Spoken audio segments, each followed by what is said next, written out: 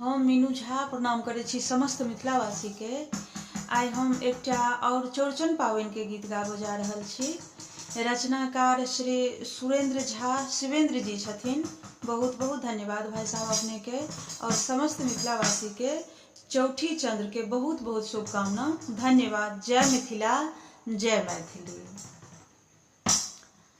आब भ गेलै अर्घक बेर, चौठी चान उगबै कखन। आब भ गेलै अर्घक बेर, चौठी चान उगबै कखन। आब करियौ ने अहाँ अबेर, चौठी चान तकबै कखन। आब भ गेलै अर्घक बेर, चौठी चान उगबै कखन। नीपि के अंगना अरिपन देलौं, रंग बिरंग पकवान बनेलौं।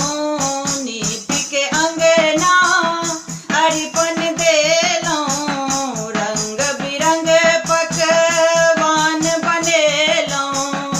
दियौ दर्शन नहीं करियौ अबेर, चौठी चान उगबै कखन। आब भ गेलै अर्घक बेर, चौठी चान उगबै कखन। केरा के पात पर मरर राखल, पान मखान चंगेरी साजल। केरा के पात पर मरर राखल, पान मखान चंगेरी साजल। खाजा लड्डू के लागल ढेर, चौठी चान उगबै कखन।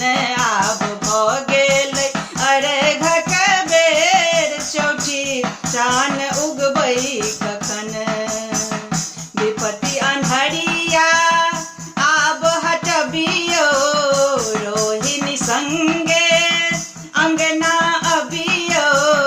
विपत्ति अन्हरिया आब हटबियौ, रोहिणी संगे अंगना अबियौ। कष्ट लियौ ने सब हेर, चौठी चान उगबै कखन। आब भ गेलै अर्घक बेर, चौठी चान उगबै कखन।